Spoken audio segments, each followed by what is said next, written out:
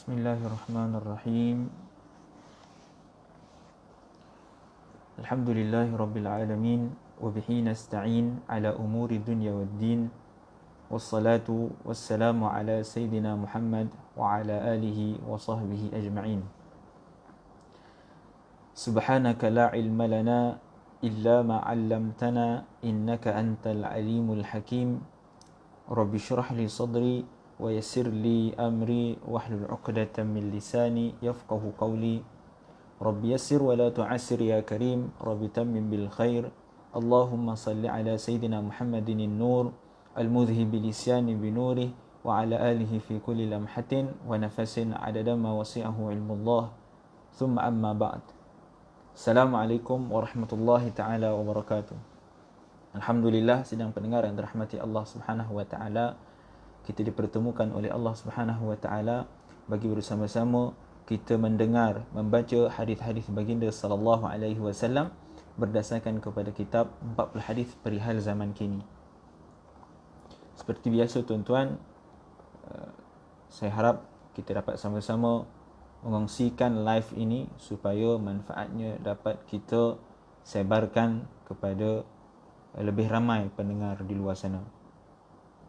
Baik, tuan-tuan yang dirahmati Allah Subhanahu wa taala, pada sesi yang lalu, pada minggu yang lalu, kita telah sampai pada hadis yang kedua daripada kitab 40 hadis perihal zaman kini.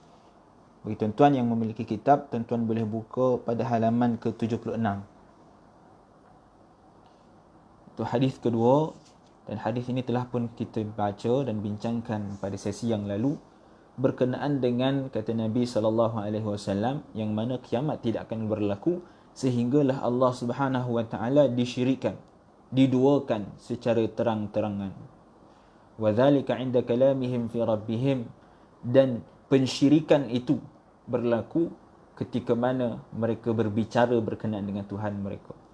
Jadi kita dah sebut tentang apakah realiti yang berlaku pada hari ini, yang mana realiti tersebut bertepatan dengan apa yang dikhabarkan oleh baginda sallallahu alaihi wasallam, yang mana Nabi bagi tahu bahawa manusia akan mensyirikkan Allah secara terang-terangan, dan hari ini jelas perkara tersebut berlaku.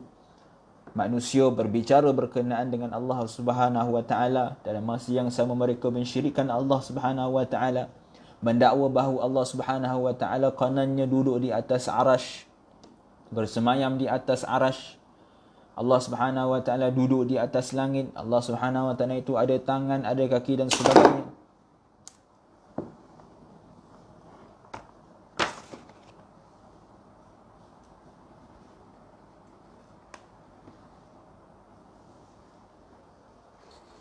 Maaf ya, maklumlah, stand dah lama, kejap tetangga. Okey, kita sambung ya.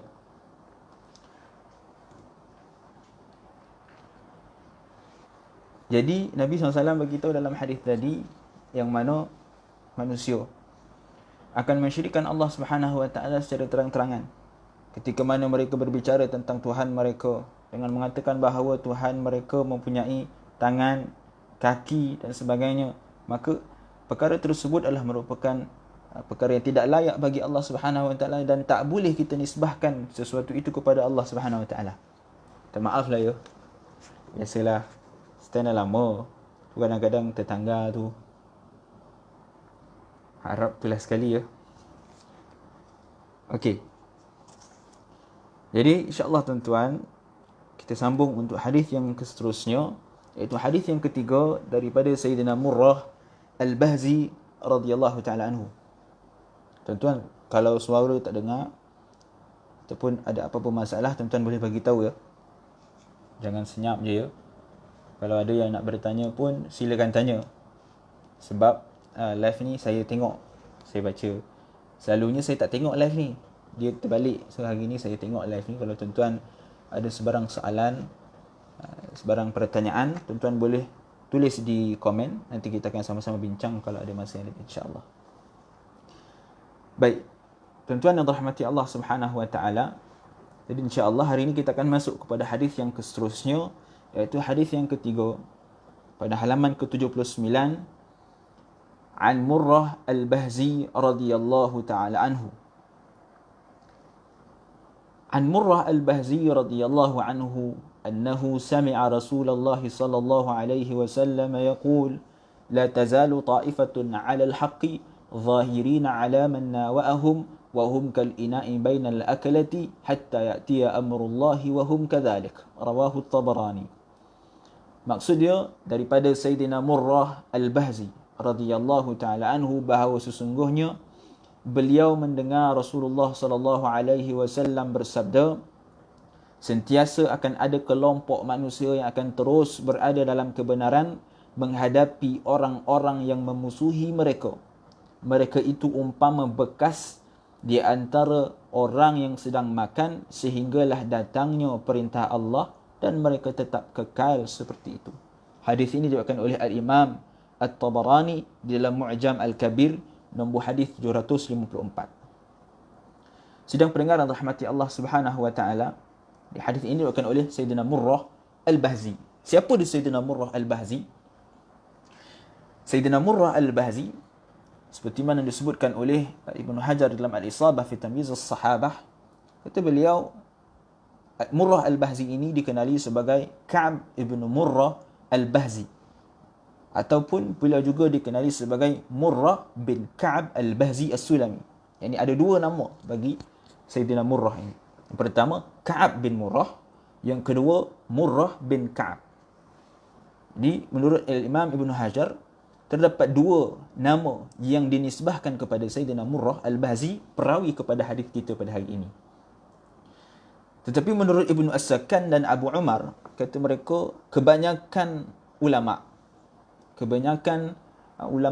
hadis dan ulama-ulama yang membincangkan berkenaan dengan ar-rijal, dengan perawi-perawi hadis, mereka menyebutkan sebagai Ka'ab bin Murrah, bukan Murrah bin Ka'ab.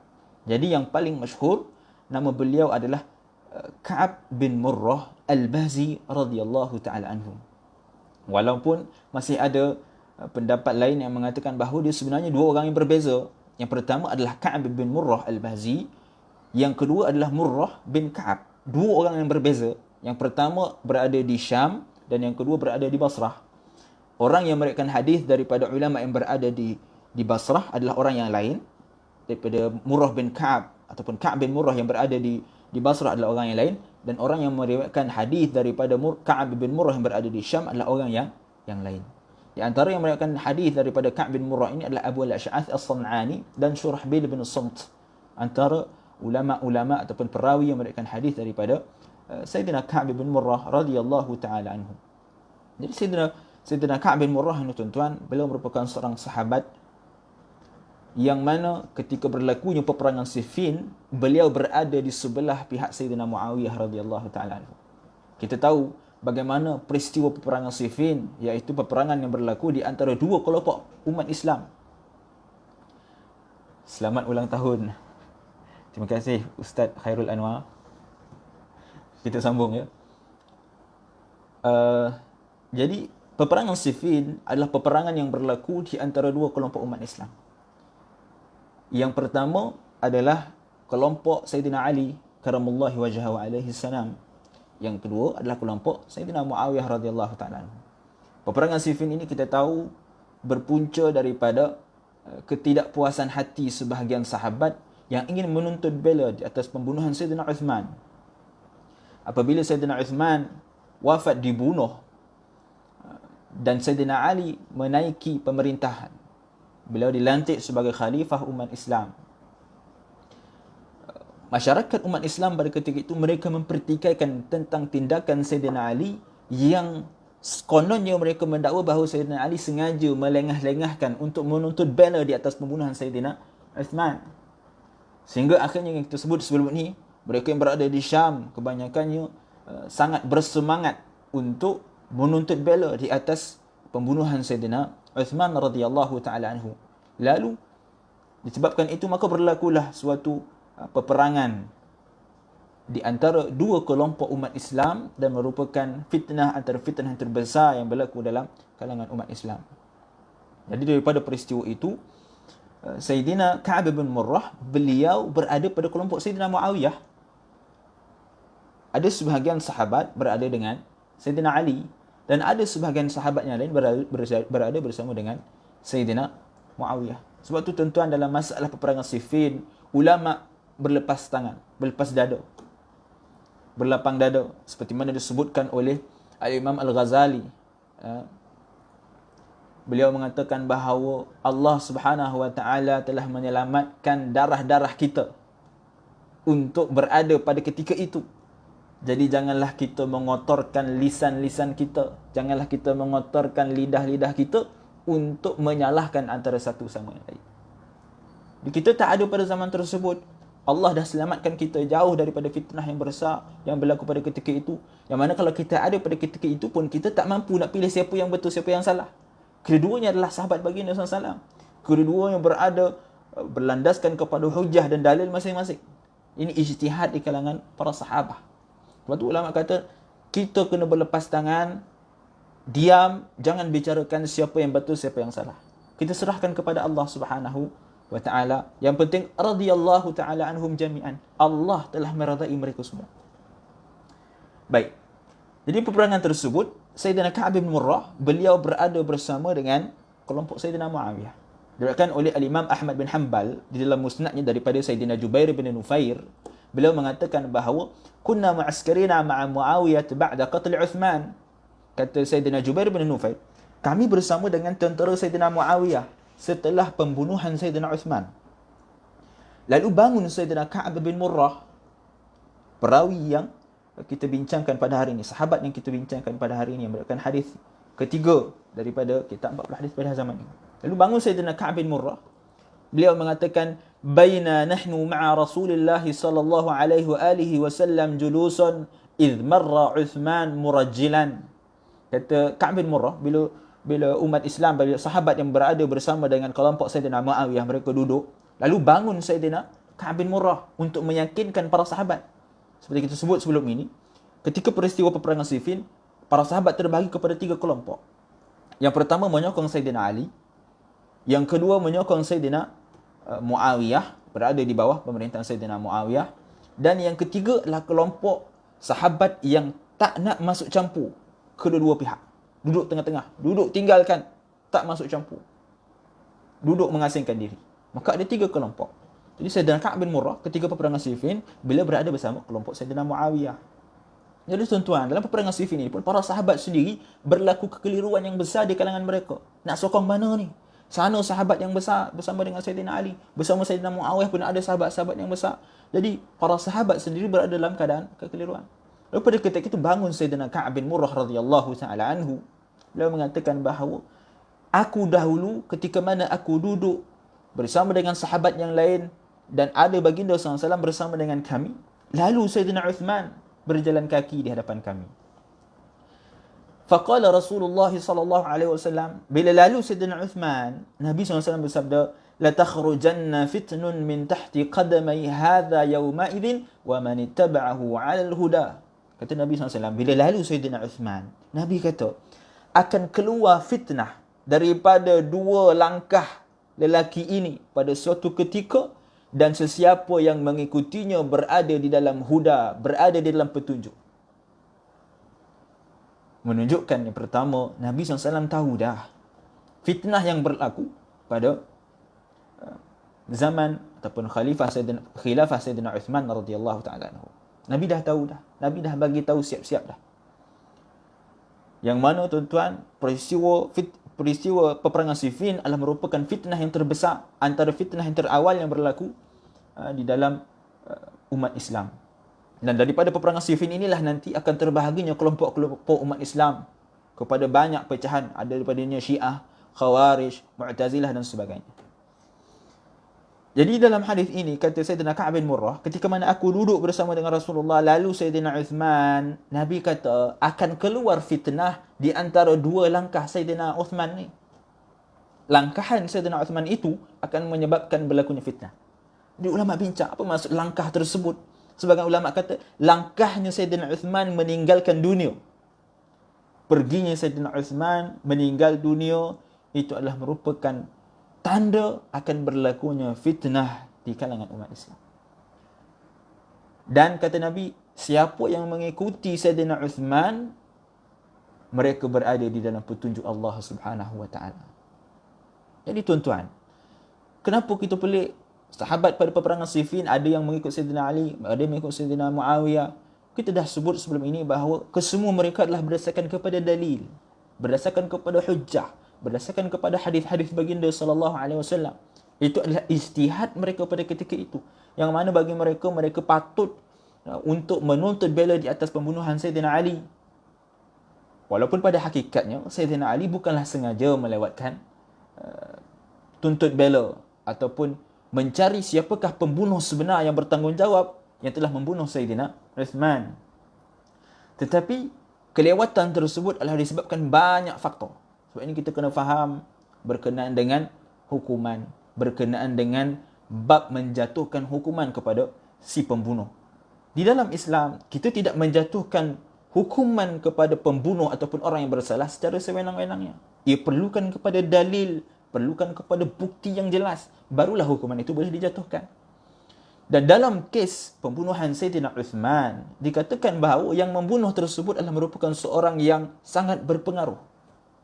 Dia umat Islam, tapi seorang yang sangat berpengaruh, yang kalau dia dihukum, maka akan menyebabkan kekacauan yang lebih besar di kalangan umat Islam.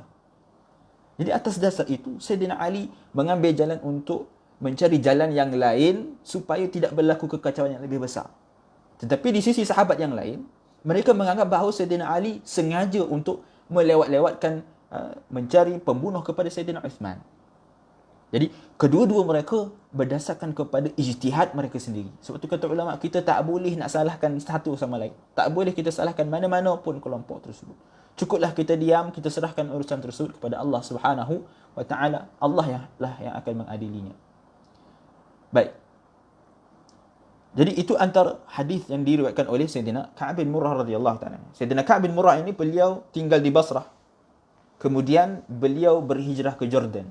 Jordan yang sebelum ini Syam, sebahagiannya adalah Syam. Dan Sayyidina Ka'ab bin Murrah radhiyallahu taala anhu, beliau meninggal dunia pada tahun 57 Hijrah.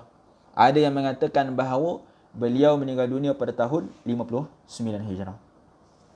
Baik, kata Sayyidina Murrah bin Al-Bahzi radhiyallahu taala anhu, aku mendengar, kata Sayyidina Ka'ab bin Murrah, aku mendengar Rasulullah SAW bersabda, la tazalu ta'ifatun, sentiasa akan ada kelompok manusia, alal haqqi zahirina ala man nawahum, yang mana kelompok manusia ini mereka akan terus kekal berada dalam kebenaran, menghadapi man nawahum. Man nawahum ni apa? Orang-orang yang cuba untuk memanipulasi mereka.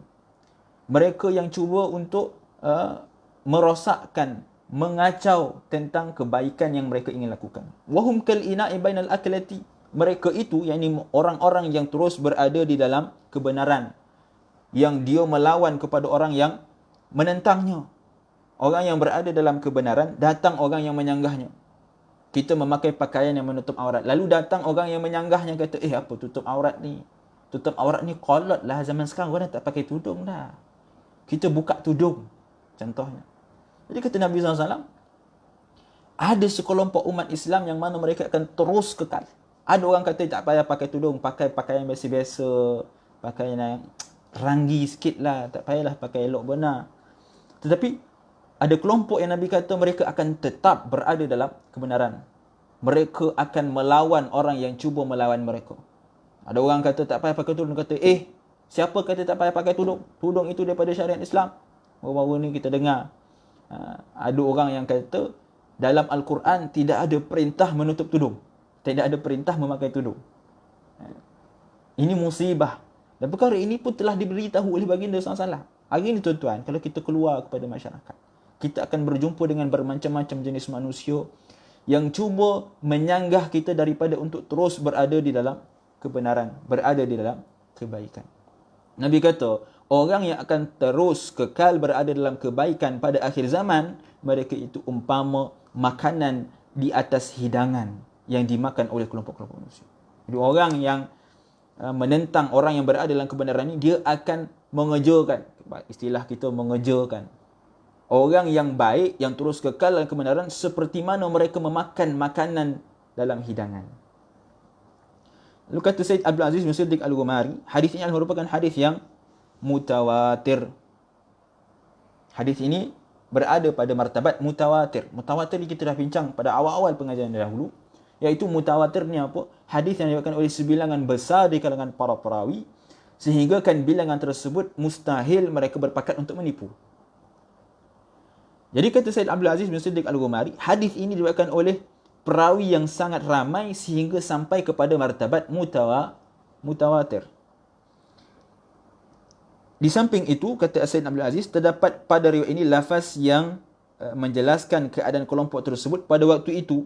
Dalam sabdaan, situasi mereka dengan manusia lain diumpamakan seperti dalam sabdaan Rasulullah SAW, umpama bekas di antara orang-orang yang sedang makan. Ada dalam hadis lain yang diriwayatkan oleh Al-Bazzar daripada Sayyidina Thauban radhiyallahu taala anhu, yang mana kata Nabi SAW, yushaku al-umamu an tatada'a alaikum kama tatada'a al-aklatu ila qas'atiha. Faqala qailun wa min qillatin nahnu yawma idzin qala bal antum yawma idzin kathir walakinnakum wutha'un ka wutha'i sayli wa la yanzi'anna Allah min suduri aduwwikum al-mahabata minkum wa la yaqdhifanna Allah fi qulubikum al-wahna. Faqala qailun ya Rasulullah wa man wahn? Qala hubbud dunya wa karahiyatul maut. Hadis yang masyhur yang kita sering dengar, yang mana kata Nabi SAW hampir akan berlaku kepada umat, yang mana mereka akan diserang, akan dikejarkan, akan dimusnahkan seperti mana manusia yang sedang memakan makanan dalam hidangan. Pada zaman tersebut mereka makan di dalam hidangan dulang. Hari ini kita sebut dulang. Makan secara berjamaah. Makan ada dulang, kita makan secara ramai dalam satu dulang. Jadi Nabi menggambarkan keadaan umat Islam pada ketika itu, ini pada ketika akhir zaman, mereka adalah seumpama orang yang tengah memakan hidangan secara beramai-ramai. Makan dalam dulang, makan beramai-ramai. Faqala qailun. Jadi sahabat tanya, wa min qillatin nahnu yawma idzin? Adakah sebab kami sikit pada ketika itu, wahai Rasulullah? Nabi kata, bal antum yawma idzin kathir. Bahkan kalian pada ketika itu lebih ramai daripada mereka. Walakinnakum wutha'un ka wutha'is sayl. Ramai, tetapi hanyalah seperti buih di lautan. Wala yanzi'anna Allah min suduri aduwikum al-mahabata minkum. Dan kata Nabi SAW, Allah akan mencabut rasa gerun musuhmu terhadap umat Islam. Pada akhir zaman, kata Nabi, ketika mana umat Islam diserang dengan begitu hebat, Allah Subhanahu wa taala mencabut rasa gerun musuh-musuh Islam terhadap Islam. Wala yaqdhifanna Allah fi qulubikum al-wahna. Dan Allah akan memasukkan dalam diri mereka, dalam diri umat Islam yang berada pada ketika itu, al-wahna. Jadi sahabat tanya, apa itu al-wahna? Kata Nabi SAW, hubbud dunya wa karahiyatul maut. Al-wahn itu apa? Wahn itu adalah satu penyakit, iaitu penyakit yang cintakan kepada dunia dan takutkan akan kematian. Maka disebabkan itu, walaupun umat Islam, kata Nabi SAW pada ketika itu ramai, mereka lebih ramai daripada musuh Islam, tetapi mereka hanyalah seperti buih di lautan, yang mana mereka dicampakkan oleh Allah Subhanahu Wa Taala dalam hati mereka cinta akan dunia. Mereka risau kalau mereka membantu umat Islam yang lain, dunia mereka akan hilang. Mereka risau kalau mereka terus berada pada jalan yang benar, kerjanya akan hilang, sumber rezekinya akan hilang. Dan kata Nabi SAW lagi, dan juga mereka juga takut akan kematian. Jadi oleh kerana faktor ini, maka umat Islam pada ketika, walaupun mereka ramai, tetapi mereka tak buat apa-apa. Bila tengok umat Islam diserang, mereka hanya mampu melihat tanpa dapat membantu umat Islam pada ketika itu. Baik.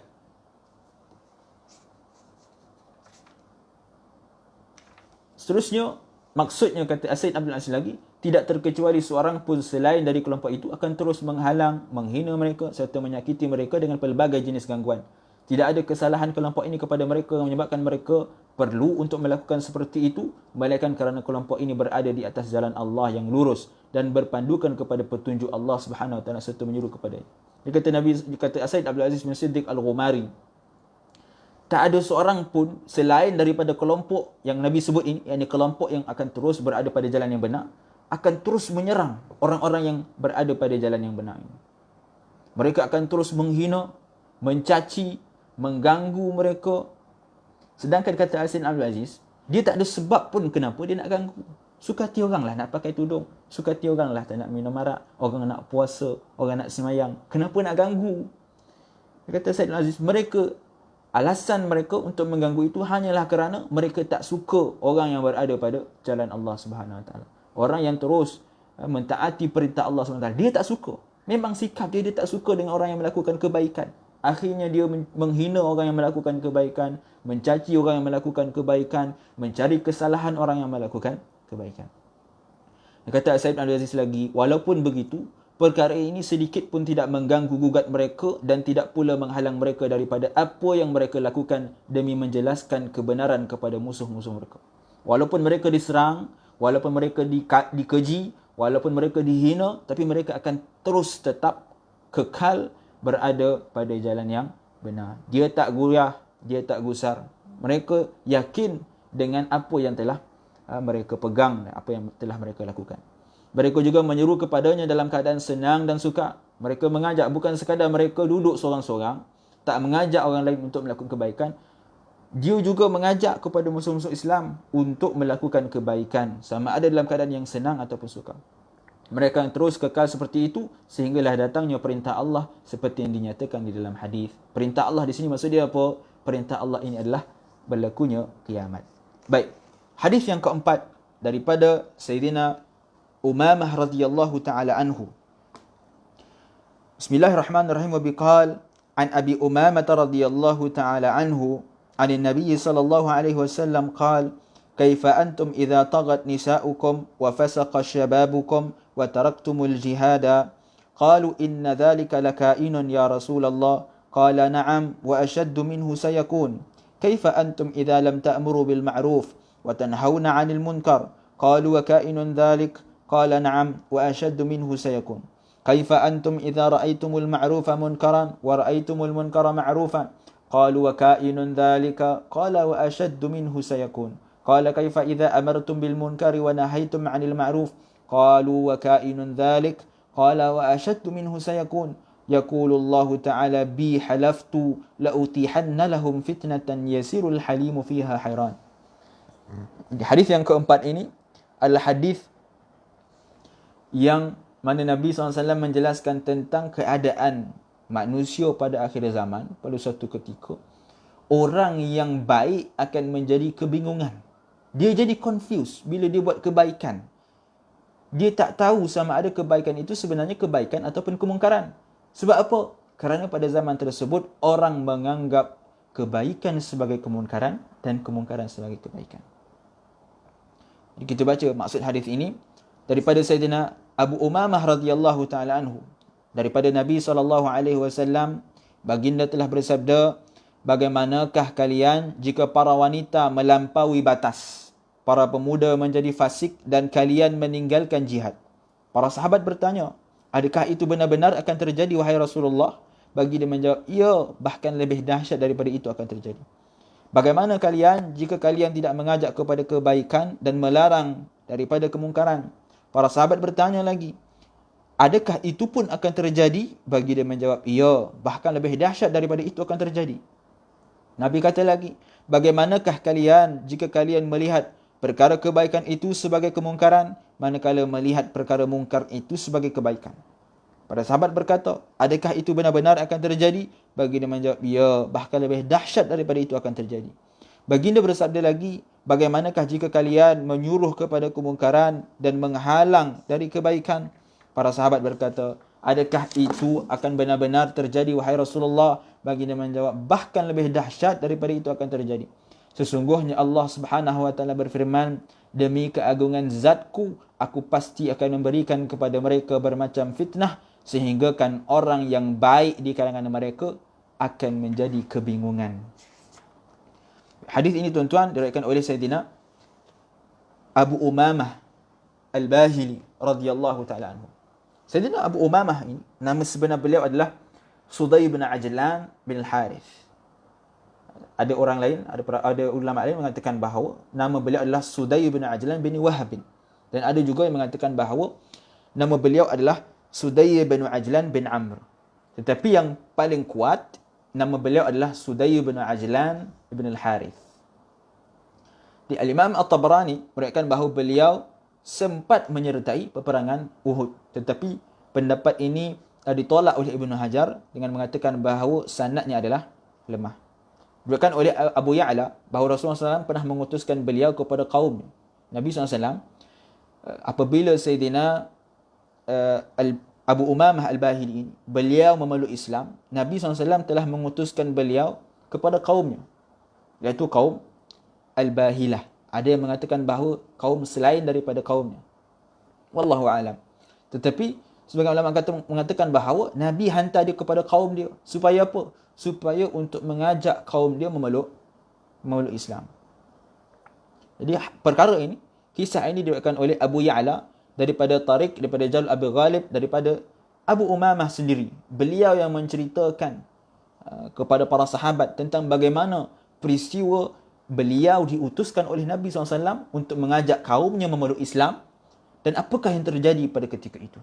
Kata Sayyidina Abu Umamah Al-Bahili radhiyallahu ta'ala anhu, ba'athani Rasulullah SAW ila qaumin. Nabi mengutuskan aku kepada satu kaum. Jadi Abu Umamah sebut Nabi utus kepada satu kaum. Abu Umamah tak sebut kaum yang mana. Oleh kerana itu berlakunya perbezaan pendapat di kalangan ulama, sama ada Abu Umamah Al-Bahili dihantar kepada kaumnya, iaitu kaum Bahiliyah, ataupun kepada kaum selainnya. Dia kata Sayyidina Abu Umamah Al-Bahili, Nabi menghantar aku kepada kaumku. Fantahaitu ilaihim wa ana tawin wa hum ya'kuluna dam. Dan bila aku sampai kepada kaum tersebut, aku berada dalam keadaan yang sangat lapar dan dahaga. Perjalanan yang jauh daripada Madinah kepada kaum tersebut, untuk bertemu dengan kaum tersebut. Bila sampai sahaja bertemu dengan kaum tersebut, beliau berada dalam keadaan yang sangat haus dan lapar. Dan pada ketika itu juga, kaum tersebut sedang memakan darah, meminum darah. Ini antara tabiat perilaku kaum-kaum jahiliyah yang mana mereka menjadikan darah sebagai makanan dan minuman. Bila Sayyidina Abu Umamah Al-Bahili radhiyallahu ta'ala anhu dia sampai kepada kaum tersebut, yang mana kaum itu sedang meminum darah, lalu kaum itu mengatakan kepada Sayyidina Abu Umamah Al-Bahili, halumma, jomlah join sekali, jom kita minum darah sekali. Kaum ini mengajak Sayyidina Abu Umamah untuk minum darah bersama-sama dengan mereka. Jadi apa kata Sayyidina Abu Umamah Al-Bahili? Dia kata, ji'tu anhakum an hadha.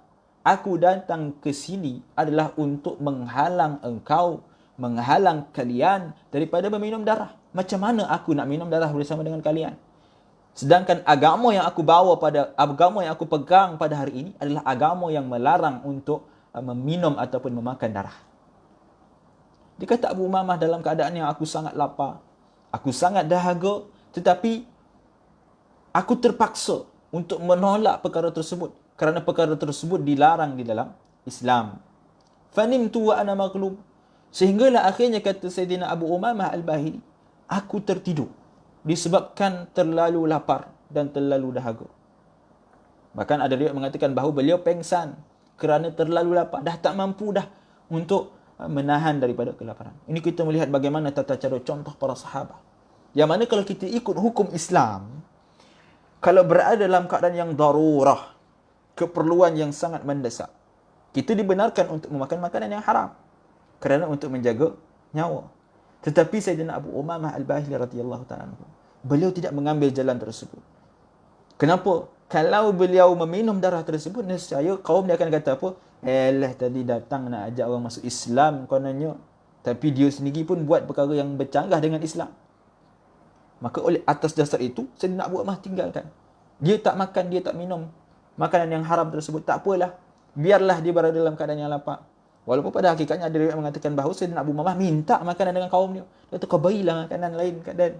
Dan tak nak minum darah tu dah. Bagilah makanan lain yang boleh dan makan. Kambing ke, chicken chop ke kan. Kaum dia tak nak bagi. Dia kata kalau kau nak minum, nak makan, ambil darah ni. Yang lain tak dapat dah. Dan Sayyidina Abu Umamah Al-Bahili akhirnya dia pengsan. Dia tertidur. Dia terlalu lapar Sayyidina Abu Umamah Al-Bahili. Dalam tidur tersebut, Sayyidina Abu Umamah Al-Bahili beliau bermimpi. Yang mana beliau didatangi oleh seseorang yang membawakan kepadanya satu bekas air susu.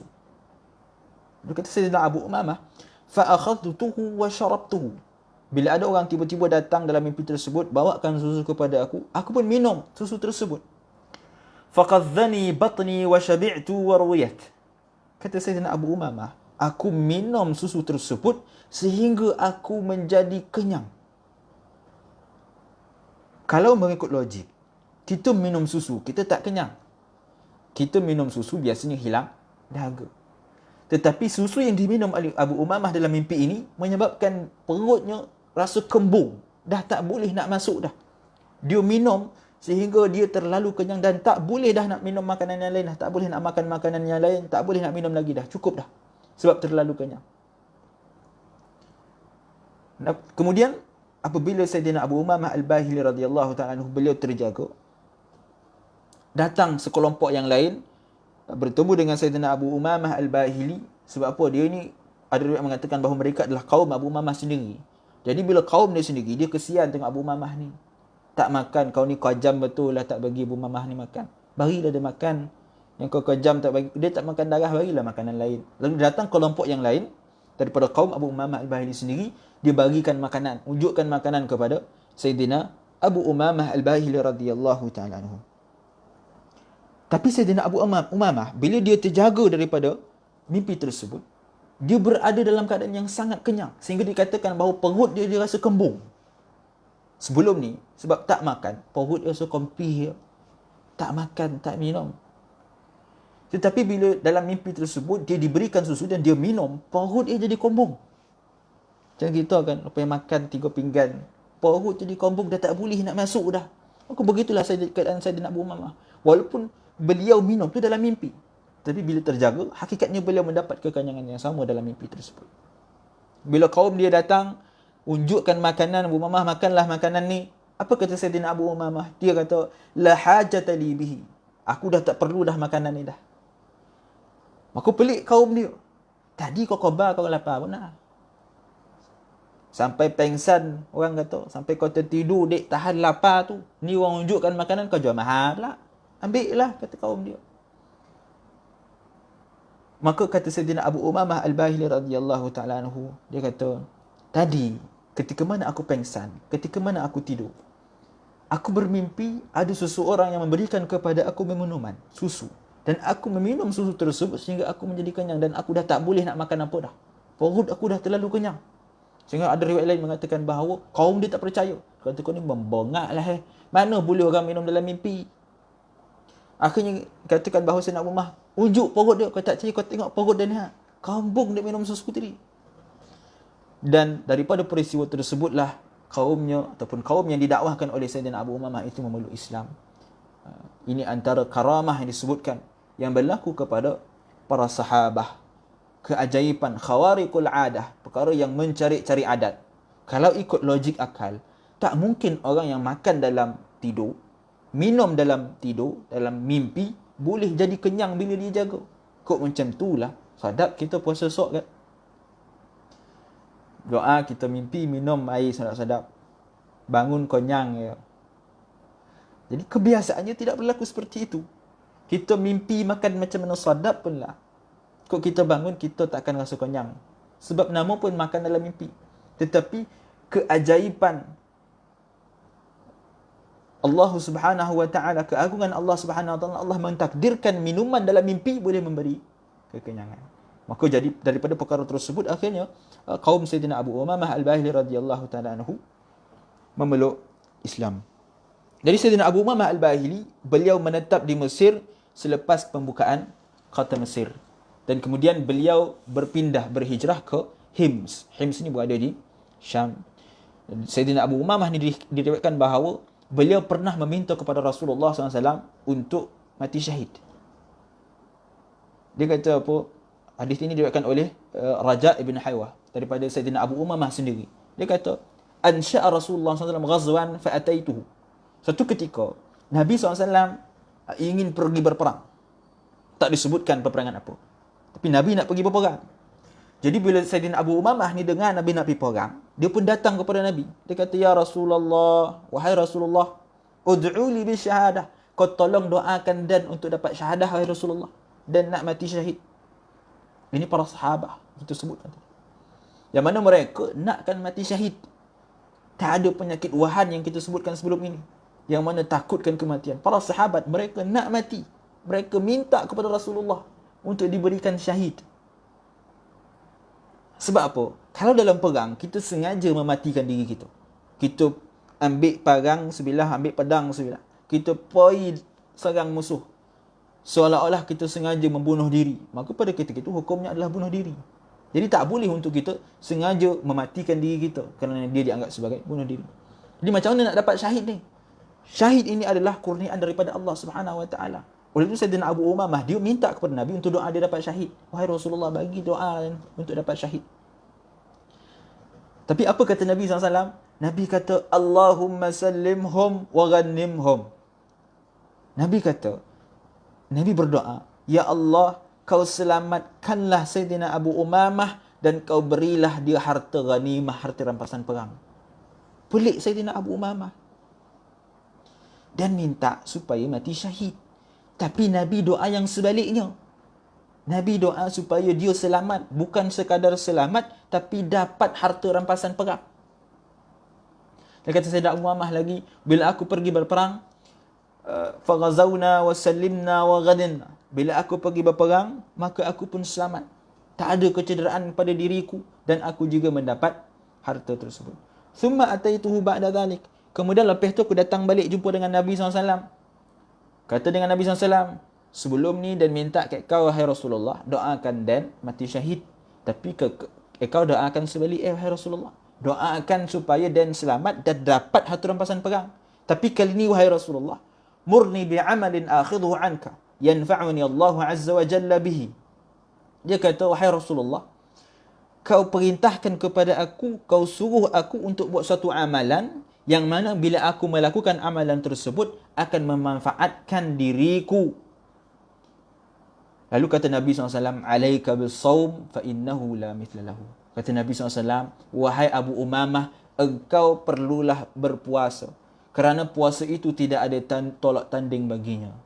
Ini antara kelebihan puasa yang dianjurkan oleh baginda SAW kepada Sayyidina Abu Umamah radhiyallahu ta'ala anhu.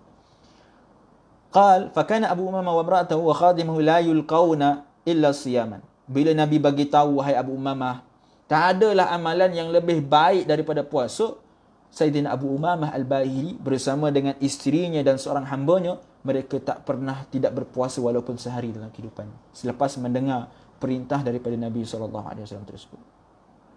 Sehingga kan, fa idza ra'aw naran aw dukhanan bin nahar fi manzilihim arafu annahu qad i'tarahum dhaifun. Sehingga kan, kalaulah tiba-tiba sehari rumah Abu Umamah Al-Bahili itu berasap, maka orang tahu dah, itu confirm rumah Abu Umamah itu ada orang ziarah. Ada orang datang ziarah. Sebab apa? Kalau ada orang datang ziarah, baru rumah itu akan berasap. Kalau tak, jangan berharap rumah itu akan berasap. Mereka tak akan masak, mereka berpuasa. Kemudian, satu ketika, diriwayatkan bahawa Sayyidina Abu Umamah Al-Bahili radhiyallahu ta'ala anhu ini, beliau seorang yang suka bersedekah. Cukup gemar bersedekah, menginfakkan di jalan Allah Subhanahu Wa Ta'ala. Sehingga kan, suatu ketika, beliau mempunyai 3 dinar. 3 dinar emas. Zaman dulu, mereka menggunakan dinar emas. Apabila Sayyidina Abu Umamah nak keluar pergi ke masjid, dia punya hamba. Hamba dia seorang wanita. Ada isteri, ada seorang hamba wanita. Hamba wanita dia pesan kepada Abu Umamah, hai Abu Umamah, kau pergi keluar masjid ni, kau jangan habiskan 3 dinar tu. Kau simpanlah sikit, kita nak buat makanan untuk berbuka. Jangan kau habiskan. Kan tak ada benda nak dimakan. Tapi Sayyidina Abu Umamah Al-Bahili radhiyallahu ta'ala anhu, dia pun keluar pergi masjid. Dan bila dia keluar pergi masjid, dia jumpa dengan seorang lelaki. Lelaki ni minta kepada dia, kalau dia tak duit, dia nak makan dan dah bagi tak makan. Saya nak Umar bagi 1 dirham, 1 dinar tadi yang dia miliki. Tinggal 2 dinar. Kemudian jalan lagi jumpa lagi dengan seorang, minta, wahai Abu Umamah, kau ada tak duit? Berilah sikit dan dah lama tak makan. Abu Umamah pun bagi lagi dinar yang kedua kepada orang yang kedua. Jalan lagi. Bila jalan lagi jumpa orang yang ketiga. Orang yang ketiga minta kepada Abu Umamah, pun Abu Umamah bagi. Kok kita lah kan, duit dah tinggal cukup-cukup, tak ada kerja kita nak bagi orang tu. Kita simpan. Kadang-kadang duit kita lebih pun kita simpan. Ini kan kalau cukup-cukup. Tapi Sayyidina Abu Umamah, orang dia punya hamba dah pesan dah. Kau ada 3 dinar ini kita nak guna untuk buka so. Jangan kau habiskan. Sebab hamba dia dah tahu dah perangai Sayyidina Abu Umamah ni. Dia memang gamar bersedekah. Jangan ada orang minta, dia akan bagi. Ini sikap para sahabat. Yang mana mereka tidak akan menolak permintaan manusia. Ada orang minta, dia akan bagi. Ada orang minta, dia akan bagi. Jadi bila dah diberi kepada dinar yang ketiga, balik Sayyidina Abu Umamah. Balik ke rumah, hamba dia tanya, wahai Abu Umamah, ada lagi tak 3 dinar tadi? Abu Umamah kata, tak ada dah. Tadi ada orang minta dan berikan semua. Maka marah hamba dia ni. Oh gitulah kan, kau adalah hamba. Pandai-pandai kau lah nak marah. Seperti dan lah, duit dan. Kan? Tapi Sayyidina Abu Umamah dia tak marah. Dia kata, tak apalah. Allah bagi rezeki, kau janganlah risau. Kan? Hamba dia risau. Ni nak buka ni. Mana nak cari duit? Nak beli makanan untuk berbuka. Lalu hamba dia ni pun keluarlah. Dan lah pergi ikhtiar. Abu Umamah dah pergi habiskan semua 3 dinar yang ada. Macam mana nak beli makanan untuk berbuka? Dia pun keluar. Pergi pinjam kepada orang. Pergi pinjam beli makanan yang lain. Beli makanan untuk berbuka. Dia pun balik. Bila balik, dia selak bawah tilam Abu Umamah.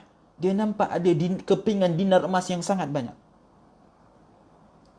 Jadi dia kata, oh patutlah Abu Umamah ni tak heran benar dengan 3 dinar tadi. Kosat ni banyak duit dia sorok bawah bantal lah. Kata si hamba ni. Jadi dia pun makan, berbuka seperti biasa. Bila dah buka, Sayyidina Abu Umamah, dia selak bantal dia, dia nampak ada dinar emas. Dia marah, dia terperanjat. Dia panggil hamba dia. Dia tanya, mana datang dinar emas ni? Siapa yang letak, memandai-mandai letak kat katil dan ni? Kata hamba dia, dan pun tak tahu. Dan ingatkan duit kau. Kau yang menyimpan bawah tu. Patut kau tak risau. Sayyidina Abu Umamah kata, tu bukan duit Dan. Dan tak tahu mana datangnya. Duit Dan dah beri ke semua orang. Dan tak ada simpan duit bawah tilam ni dah. Akhirnya Sayyidina Abu Umamah dia kata, mungkin ini adalah rezeki daripada Allah Subhanahu wa taala. Tuan-tuan, ini dalam kehidupan kita. Tawakalnya para sahabat kepada Allah Subhanahu wa taala, mereka tak risau tentang duit mereka. Mereka keluarkan ke semua duit mereka. Kenapa? Kerana mereka yakin dan pasti bahawa rezeki itu Allah akan bagi. Macam mana susah pun Allah akan bagi rezeki kepada dia. Kemudian tuan-tuan yang rahmati Allah Subhanahu wa taala, sehingga kan dikatakan bahawa Sayyidina Abu Umamah ni sebabkan dia susah, dia banyak berhutang sehingga beliau meminta kepada Nabi SAW untuk doakan kepada beliau, mudahkan urusan, dan Nabi mengajarkan kepada beliau doa supaya untuk dibebaskan daripada kepayahan, kesempitan hidup dan bebanan hutang. Baik. Sayyidina Abu Umamah Al-Bahili radhiyallahu taala anhu, beliau meninggal dunia pada tahun 86 Hijrah, dan ketika itu beliau berusia 106 tahun. Ini umur Sayyidina Abu Umamah Al-Bahili ketika mana beliau meninggal dunia. Panjangnya umur Sayyidina Abu Umamah Al-Bahili, dan kata ulama, panjangnya umur ini antara sebab atas berkat doanya Nabi SAW. Kan dia minta tadi kepada Nabi untuk mati syahid. Nabi doakan apa kepada dia? Allahumma sallimhum. Ya Allah, selamatkan dia. Berikan kesejahteraan kepada dia.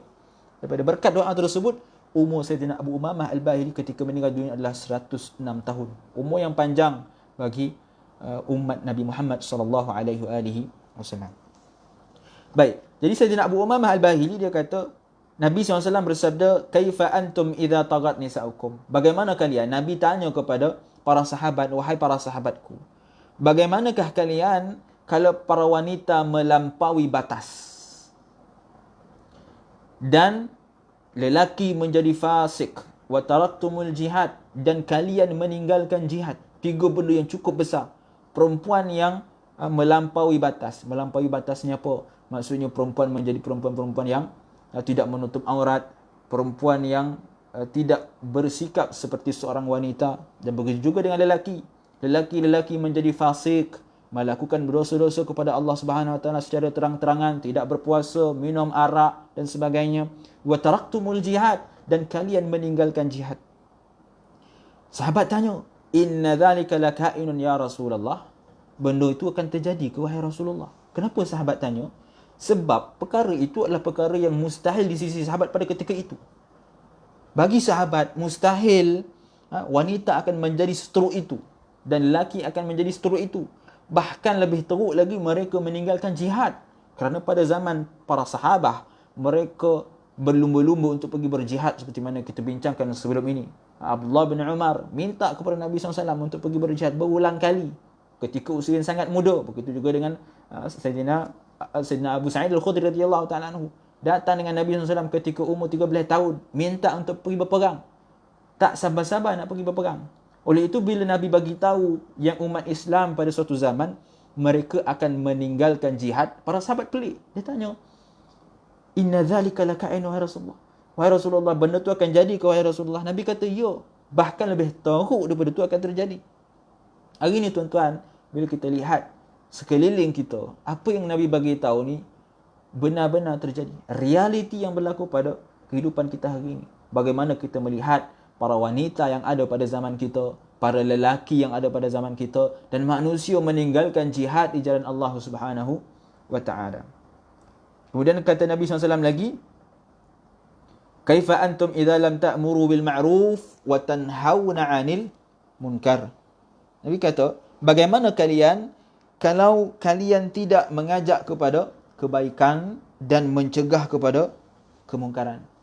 Suatu ketika Nabi kata, manusia dah tak mengajak kepada kebaikan dan tak mencegah kepada kemungkaran. Jadi sahabat tanya, benda itu pun akan terjadi ke wahai Rasulullah? Sebab apa? Kerana pada ketika itu para sahabat, mereka mengajak kepada kebaikan dan mencegah kepada kemungkaran. Dan perkara itu jelas difirmankan oleh Allah Subhanahu wa taala dalam Al-Quran. Dari beberapa ayat antaranya, firman Allah Subhanahu wa taala, "Kuntum khaira ummatin ukhrijat lin-nas ta'muruna bil ma'ruf wa tanhauna 'anil munkar wa tu'minuna billah." Kata Allah Subhanahu wa taala, kalian umat Islam adalah umat yang terbaik dilahirkan untuk manusia. Kerana kamu menyuruh kepada berbuat kebaikan dan mencegah kepada kemungkaran, dan kalian beriman kepada Allah SWT. Dalam ayat lain Allah SWT berfirman, "Wal takum minkum ummatun yad'una ilal khair wa ya'muruna bil ma'ruf wa yanhauna 'anil munkar wa ulaika humul muflihun." Kata Allah Subhanahu wa taala, dan hendaklah di antara kamu dan segolongan orang yang menyeru kepada kebaikan, yakni menyuruh agar berbuat perkara yang ma'ruf dan mencegah daripada yang mungkar, dan mereka itulah orang-orang yang berjaya, kata Allah Subhanahu wa taala.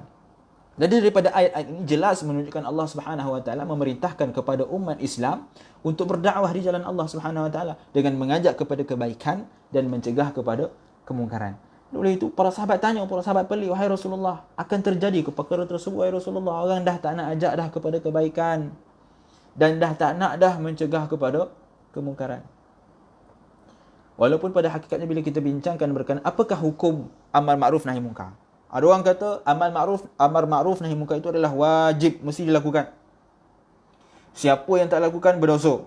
Siapa yang nampak kesalahan dan dia tak menegur, tak mencegah kesalahan ataupun keburukan tersebut, maka dia berdosa. Begitu juga dengan mengajak kepada kebaikan. Siapa yang tak mengajak orang lain untuk melakukan kebaikan, maka dia berdosa. Perkara ini dibincangkan oleh para ulama dengan cukup panjang. Seperti mana yang disebutkan oleh Imam Fakhruddin Ar-Razi dalam kitabnya Mafatihul Ghaib. Kitab tafsir yang cukup luas perbincangannya. Walaupun ulama kata dalam Mafatihul Ghaib ni ada semua benda kecuali ilmu tafsir. Tapi perbincangan yang cukup luas dibincang oleh Imam Fakhruddin Ar-Razi rahimahullahu ta'ala anhu. Jadi Imam Fakhruddin Ar-Razi beliau mengatakan bahawa hukum berdakwah itu terbagi kepada dua pandangan. Yang pertama, ulama mengatakan bahawa berdakwah hukumnya adalah fardu ain. Fardu ain ni apa? Fardu ain ni wajib kepada setiap mukallaf. Setiap orang dia kena mengajak kepada kebaikan dan mencegah kepada keburukan. Dan sesiapa yang tidak mengajak kebaikan dan mencegah kepada kemungkaran, maka hukum dia berdosa. Dalil dia apa? Dalil dia adalah berdasarkan ayat yang kita sebutkan sebelum ini dalam surah Al-Imran ayat 110, yang mana Allah kata kuntum khaira ummah, kalian adalah sebaik-baik umat yang mana ukhrijat linnas, yang mana kalian dilahirkan untuk manusia, menyuruh berbuat kepada kebaikan. Jadi pada ayat ini kata sebagian ulama, dia menunjukkan wajib hukum untuk kita mengajak kepada kebaikan dan mencegahkan kepada kemungkaran. Dan ayat wal takum minkum ummatun, dan hendaklah, kalau kita faham daripada sudut bahasa, mim nun min itu adalah litab'id, untuk sebahagian. Tapi kata sebahagian ulama, min di sini bukan litab'id, bukan sebahagian. Tetapi min di sini adalah min lil bayan, untuk menjelaskan bahawa setiap manusia itu wajib untuk mengajak kepada kebaikan dan mencegah kepada keburukan. Ini pendapat yang pertama. Tapi ada di sana pendapat yang kedua, dan pendapatnya pendapat yang lebih banyak diguna pakai, iaitu yang mengatakan bahawa hukum berdakwah, hukum mengajak kepada kebaikan dan mencegah kepada kemungkaran itu adalah fardu kifayah. Fardu kifayah ni apa? Jika dah dilaksanakan oleh sebahagian, maka yang lain tak wajib dah. Dalam satu kampung, kalau ada orang yang keluar berdakwah, maka yang lain dah tak wajib. Lepas tu tuan-tuan, bila ada golongan tabligh yang datang ke kampung kita berdakwah, janganlah kita marah ke dia. Jangan kita halau dia. Mereka melakukan fardu kifayah. Kalau tak, satu kampung berdosa. Itu kena faham. Jadi mereka dah usaha bersusah payah untuk melaksanakan fardu kifayah ni. Mengajak kepada kebaikan dan mencegah kepada kemungkaran. Dalilnya apa? Dalilnya berdasarkan ayat yang sama. Yang mana Allah SWT sebut, وَلْتَكُمْ مِنْكُمْ أُمَّةٌ, dan hendaklah sebahagian. Min di sini maksudnya sebahagian. Kata ulama, min di sini litab'id, sebahagian, bukan lil bayan, bukan menjelaskan. Tapi min di sini adalah untuk menunjukkan hanya sebahagian sahaja daripada kalangan umat Islam yang wajib untuk mengajak kepada kebaikan dan mencegah kepada kemungkaran. Perkara ini disebutkan oleh Al-Imam Al-Ghazali dalam kitab Ihya Ulumuddin, yang mana beliau mengatakan bahawa dakwah bukanlah fardu ain yang wajib kepada setiap umat Islam, sebaliknya hanya wajib kepada sebahagian daripada umat Islam, iaitu hukumnya adalah fardu kifayah. Dan apabila kita rujuk kepada kitab Tuhfatul Murid ala Jawharatul Tauhid, kerana Imam Al-Bajuri rahimahullah taala, beliau juga menukilkan perkara yang sama ketika menjelaskan tentang hukum amar ma'ruf nahi munkar, hukum berdakwah, iaitu dengan kata beliau, mengajak kepada melakukan perkara yang sunat dan meninggalkan perkara yang makruh adalah sunat. Kita ajak orang untuk buat sembahyang sunat. Jomlah sembahyang sunat qabliyah 2 rakaat, bukan lama benar 2 rakaat ya. Maka kata Al-Imam Al-Bajuri, hukumnya adalah sunat. Hukum mengajak perkara yang sunat adalah sunat. Begitu juga meninggalkan perkara yang makruh. Contoh perkara yang makruh apa dia? Contoh perkara yang makruh, kita katalah, kita ambil pendapat ulama yang kata isap rokok makruh. Walaupun ada ulama kata haram. Khilaf di kalangan ulama tentang hukum isap rokok. Walaupun JAKIM, Jabatan Kuasa Fatwa Kebangsaan, telah memutuskan bahawa ianya adalah haram, tapi masih ada ulama yang mengatakan rokok dia tak capai kepada haram, tapi hukumnya adalah makruh. Itu khilaf di kalangan ulama. Kita ambillah pandangan yang sesuai, tapi sebaiknya kita mengambil pandangan yang haram untuk menjaga kesihatan tubuh badan kita sendiri. Ala kuliah, kalaulah kita katakan bahawa hukumnya adalah makruh. Jadi kata ulama, hukum kita mencegah orang untuk berhenti isap rokok itu adalah sunat. Kenapa? Kerana isap rokok itu adalah makruh jika kita ambil pandangan ulama yang mengatakan hukum isap rokok adalah makruh. Ini sekadar contoh untuk kita nampak gambaran. Jadi mengajak kepada perkara yang sunat ataupun mencegah kepada perkara yang makruh, itu hukumnya sunat menurut Al-Imam Al-Bajuri rahimahullahu ta'ala. Manakala mengajak orang untuk melakukan perkara yang wajib dan meninggalkan perkara yang haram, itu adalah fardu kifayah. Kita nampak kawan kita tak semayang, maka pada ketika itu hukumnya adalah fardu kifayah untuk kita ajak dia semayang. Kalau ada satu office, ada 5 orang yang tak semayang, semua orang yang 5 orang semayang, 10 orang yang 5 orang tak semayang, 10 orang semayang. 10 orang ni dia semayang, dia tak ajak pun yang 5 semayang, maka ke 10 ni berdosa. Sebab apa? Sebab dia tak mengajak kepada kebaikan dan mencegah kepada kemungkaran. Tak mengajak orang melaksanakan solat dan tak mencegah orang daripada meninggalkan solat. Maka pada ketika itu, bila mengajak kepada kebaikan yang wajib dan mencegah daripada kemungkaran yang haram, maka hukumnya adalah fardu kifayah. Kalau salah seorang tak buat, maka kesemua berdosa. Tapi kalau daripada 10 orang tadi, seorang dia kata, jomlah kita pergi semayang, dia nak ataupun tak, itu adalah hak dia. Kita tak boleh nak paksa dia. La ikraha fid din, tidak ada paksaan dalam agama. Tapi yang paling penting untuk kita melepaskan kewajipan kita, kita ajak dia. Jomlah pergi semayang. Kan? Dan tengok kau dah berbulan-bulan tak pergi semayang. Jomlah semayang. Maka dengan kita mengajak itu, telah mengangkat hukum wajib kepada orang yang melaksanakan salat. Telah mengangkat kefarduan daripada 10 orang tadi yang semayang tadi. Dan kata Imam Al-Bajuri lagi, wajib untuk mengajak kepada kebaikan yang kita sebut tadi, fardu kifayah tadi, wajib jika yang pertama, orang yang nak mengajak tu mempunyai ilmu pengetahuan. Kalau dia pun tak faham tentang hukum, dia pun tak faham tentang benda yang dia nak ajak orang laksanakan, tapi jadi macam mana dia nak ajak? Dia pun tak semayang, dia pun tak tahu semayang macam mana, tapi dia ajak orang semayang. Maka pada ketika itu kata Al-Imam Al-Bajuri, dia tak wajib. Yang wajib bagi orang yang dia tahu semayang, bila orang yang tak semayang tu tanya macam mana nak semayang, dia tak tahu nak semayang, dia boleh ajar kepada orang untuk semayang. Maka pada ketika itu dia menjadi wajib kepadanya. Yang kedua, dengan syarat bila dia ajak orang tu tak berlaku mudarat kepada dia. Mudarat ni maksud apa? Contoh, kita mencegah orang minum arak. Kita marah dia minum arak. Kau ni pula minum arak, aku tak tahu neraka diam kau. Contoh kan kita kata kat dia. Maka bila kita kata tersebut akan menyebabkan orang yang minum arak tu dia ambil botol arak tu, dia tapuk, dia pukul kepala kita. Menyebabkan mudarat kepada diri kita. Maka pada ketika itu tak wajib untuk kita mengajak kepada kebaikan dan mencegah kepada kemungkaran. Dan syarat yang terakhir yang ditetapkan oleh ulama adalah kita yakin 100% orang yang kita ajak tu dia akan ikut. Kalau kita dah tahu dia tu memang madar. Madar tu kan, tahu kan? Madar ni dogi, tongka, dan memang tak nak dengar cakap. Orang semua dah ajak dah, dia buat tak tidur je, buat tak tahu je. Maka pada ketika itu ada sebahagian ulama khilaf di kalangan ulama mazhab Asy-Syafi'i sendiri. Sebahagian ulama kata tak wajib dah. Sebab kita tahu tak ada faedah kita ajak dia. Dia memang macam tu hidup dia. Kita doa lah dapat hidayah. Walaupun ada sebahagian ulama kata walaupun begitu kita kena cuba usaha untuk mengajak dia daripada melakukan kebaikan. Maka itu mengajak kepada kebaikan dan mencegah keburukan. Kata Nabi SAW, satu zaman manusia dah tak heran dah. Mereka dah tak mengajak kepada kebaikan dan tidak pula mencegah kepada kemungkaran. Sahabat tanya, boleh jadi ke Rasulullah? Nabi kata bahkan lebih teruk daripada itu akan berlaku. Hari ini kita lihat di sekeliling kita bagaimana manusia dah meninggalkan untuk mengajak kepada kebaikan dan mencegah kepada kemungkaran. Zaman dulu tuan-tuan, kalau kita perhatikan sekeliling kita, masyarakat kita yang tua akan menegur yang muda. Bila nampak ada anak kawan dia buat salah, dia akan tegur, kau ni pula macam ni perangai kau ni, macam pelosit perangai kau, contoh Ayah yang lain akan menegur ataupun akan report kepada ayah yang ayah dia. Kau ni anak kau ni kau jagalah sikit, tengok bersepah perangai, contoh Tapi hari ni orang dah tak buat dah perkara tu. Perkara ditinggalkan. Sebab apa? Anak Dan, kau lah mana-mandai, pandailah dia nak jaga anak Dan dan ajar anak Dan. Kau lah mana-mandai nak marah anak Dan. Hari ni. Jadi apa yang Nabi SAW bagi tahu tu, dah pun berlaku pada zaman kita. Yang mana manusia dah tak heran dah untuk mengajak kepada kebaikan, mencegah kepada kemungkaran. Akhir orang kata, sekati kau lah anak dia. Orang Togo kan marahlah abah sekati dia lah biarlah anak dia, bukan anak kita.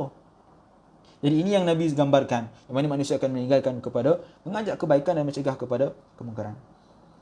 Bahkan lebih teruk itu Nabi kata apa? Idza amartum bil munkar, dahlah tak mencegah kepada kemungkaran. Bahkan lebih teruk daripada itu, mereka akan mengajak pula kepada kemungkaran. Wa nahaitum 'anil ma'ruf, dan mencegah kepada orang yang buat kebaikan. Dahlah tak nak buat kebaikan, dia duk cegah pula orang buat kebaikan. Dia nampak orang sedekah, dia tak nak bersedekah, tapi dia buat hal supaya orang tu tak bersedekah. Dia kata ini mesti riak ni. Habis semua dia post Facebook ni, riak lah semua ni, nak menunjuk-nunjuk. Dahlah dia tak bersedekah. Orang bersedekah dia pergi tuduh. Dia pergi burukkan orang tu supaya orang tu tak bersedekah. Maka ini kata guru kami perangai macam kerengga. Dia bukan nak makan rambutan tu dah, tapi bila orang ambil, dia akan gigit. Jadi dalam kehidupan kita kena jauhkan sifat kerengga yang suka mengganggu orang lain untuk buat kebaikan. Orang nak ambil buah, nak makan. Kau tak nak makan, duduklah diam-diam. Tapi kerengga ni kerja apa? Dia dah lah tak nak makan, orang nak makan, dia pula pergi kacau. Dan yang terakhir kata Nabi SAW, bi halaftu la'utihanna lahum fitnatan yasirul halimu fi hairan. Kata Allah Subhanahu Wa Taala, ini hadis qudsi. Hadis qudsi ni apa? Hadis qudsi disebut sebelum ini, yang mana lafaz ini daripada Nabi, tapi maknanya daripada Allah Subhanahu Wa Taala. Dia bukan Al-Quran. Al-Quran lafaz dan makna daripada Allah. Tapi hadis qudsi lafaz Nabi yang sebut, tapi maknanya daripada Allah Subhanahu Wa Taala. Nabi kata, Allah berfirman, aku bersumpah demi zatku, la'utihanna lahum fitnatan yasirul halimu fiha hairan. Aku akan menyebabkan satu fitnah kepada umat Islam, umat manusia, sehingga fitnah itu menyebabkan orang yang baik jadi kebingungan. Dia pula pelik. Bila dia nak buat kebaikan, orang marah. Kau ni pula pakai tudung. Zaman sekarang orang dah tak pakai tudung dah. Orang free hair. Kebebasan bermasyarakat, kebebasan hidup, tak perlu kepada tudung-tudung ini. Tudung semua kolot zaman dulu. Orang yang baik jadi kebingungan. Patut dia yang tak pakai tudung lah yang rasa bersalah. Ini Dan yang pakai tudung, dia pula pergi marah. Maka itulah gambaran yang diberikan oleh baginda sallallahu alaihi wasallam dalam hadis ini. Kita habiskan sedikit tuan-tuan. Hadis ini dinyatakan oleh Ibn Abi Hatim dalam kitab Al-Ilal yang sanadnya la ba'sa bihi. La ba'sanya apa? La ba'sa bihi daripada hadis yang riwayat yang dhaif. Panjanglah perbincangan ulama. Hadis ini juga diriwayatkan oleh Abu Ya'la At-Tabarani dalam kitab Al-Awsat. Jadi At-Tabarani dia ada mu'jam, ada mu'jam Al-Kabir, mu'jam As-Saghir dan mu'jam Al-Awsat. Mu'jam besar, kecil, tengah-tengah. Jadi hadis ini diriwayatkan oleh At-Tabarani dalam mu'jam Al-Awsat daripada Sayyidina Abu Hurairah secara ringkas. Dan terdapat juga penambahan dinyatakan oleh Ibn Waddah dalam kitab Al-Bid'ah, iaitu wa kathura juhalukum. Ada riwayat lain yang ada tambahan, iaitu wa kathura juhalukum. Bertambahnya orang-orang yang jahil di kalangan kalian. Ini dalam hadis yang lain, yang mana Nabi kata, dahlah mereka tak mengajak kepada kebaikan, tak mencegah kepada kemungkaran. Para wanita dan lelaki menjadi fasik, meninggalkan jihad. Bahkan lebih teruk, banyaknya orang-orang yang jahil. Hari ini tuan-tuan, kita tengoklah keliling kita. Betapa ramainya orang yang jahil. Tapi kok jahil nak belajar, tak apa.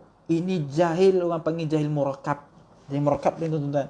Jahil murakab, kalau bahasa kasar dahlah tak cerdik. Tak nak pula belajar. Buat pandai, perasan diri pandai. Tak nak pergi belajar. Tak nak dengar pengajian ilmu. Sebab apa? Rasa diri pandai. Padahal dirinya jahil. Maka ini yang Nabi kata, akhir zaman akan adanya manusia yang jahil, bahkan semakin ramai manusia-manusia yang jahil. Dan itu realiti tuan-tuan. Kita tengoklah keliling kita, betapa ramainya orang-orang yang jahil, jauh daripada Islam. Hadis ini sangat bertepatan dengan apa yang berlaku pada zaman kini, pada zaman kita ini, bagi mereka yang memerhatikan dengan baik, kata Said Abdul Aziz, kepada lafaz dan nasnya. Kalau kita baca tuan-tuan hadis ini dengan teliti, kita akan dapati bahawa apa Nabi bagi tahu ni sebiji berlaku pada hari ini. Sungguhnya segala urusan itu hanya berada dalam kuasaan Allah Subhanahu wa taala. Alhamdulillah tuan-tuan, insya-Allah kita sambung lagi untuk hadis yang kelima pada minggu yang akan datang dan dalam bulan Ramadan. Cuma mungkin nanti ada perubahan waktu sedikit kerana malam kita tak boleh buat sebab kita solat sunat tarawih, dan kalau buat pun saya seorang yang cakap kan. Jadi kita akan buat pada waktu yang lain, akan dimaklumkan oleh pihak Jabatan Mufti. Saya mohon maaf tuan-tuan jika ada terkasar bahasa, tersalah bicara. Yang baik itu datang daripada Allah Subhanahu wa taala, kurang dalam hal itu datang daripada diri saya sendiri. Hakikatnya keduanya datang daripada Allah Subhanahu wa taala. Wal afu minkum. Kita tangguh majlis kita dengan tasbih kafarah dan suratul Asr.